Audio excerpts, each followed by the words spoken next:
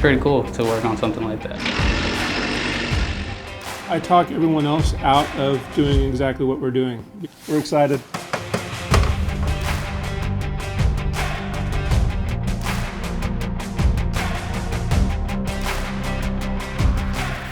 Liz called me out of the blue and asked me if I would be interested, or if our team would be interested in doing a Make-A-Wish Foundation truck repair for a young man that was a candidate. So I'm like, well, it's a good question. Let me ask my team.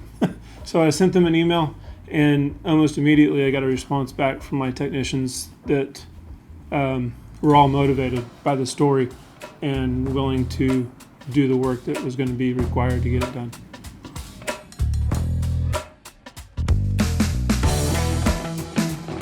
It's going to be a roller coaster ride. Yeah, we need a grill. We're going to need a new grill emblem. Yeah, that dash is going to have to be done for sure.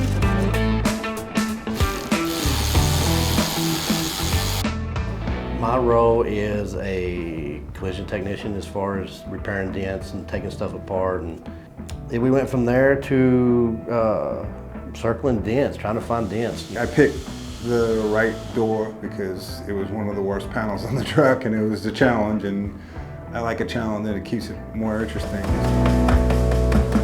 When they finally got to drop it off, and then we actually got to put our hands on the truck to see the scope of the work, it turned into a great task with with extraordinary hurdles that we had to overcome.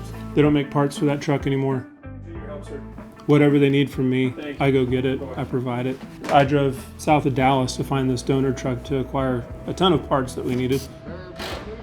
It really has turned into such a bigger job than just what I initially thought of at the beginning 3 months ago. So it was 2 hours a night for six nights just to do the door. And then I have about probably 4 nights into the cab side panel. My role is mainly to oversee the project and to do the paint work.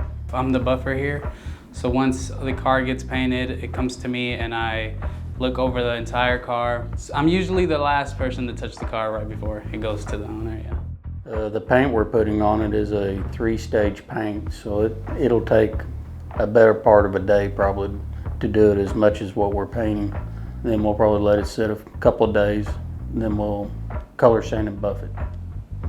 And then it's back to the body men and they get to put it back together. It's intense, front to back, side to side, exhaust, stereos, interior. So it's gonna be exciting when it's done. I talk everyone else out of doing exactly what we're doing because of the extent of the labor and just the sheer cost. This is the first one I think I've ever done, willingly. So we're excited. I'm really impressed with my team's ability to serve and be willing to give back. It's an opportunity where they can do something that's kind of above and beyond and not the normal. And they're doing all of this after hours, so they're all donating and willing to put in their time to make this a reality for this young man. If I was in the situation, I'd love for somebody to help me if I needed help with something. I didn't hesitate at all. I mean, I wanted to do it. It wasn't something I had to think about. What does it mean to me? I've got a stepdaughter that at about 1.5 years had leukemia. So Make-A-Wish was a big part of her when she was healed and got home and the whole deal. Make-A-Wish had a big deal with her. My aunt passed away from leukemia when I was young, and it was hard. I've always had a soft spot for that. Well, the chance to give back, to provide something that I'm capable of to someone that's in need, and that just, to me, it's a noble thing. It just makes you feel good, to be able to provide something for someone who really needs it. So it's pretty special. So it wasn't, you didn't even think twice? Absolutely not, no. No, it's pretty neat deal.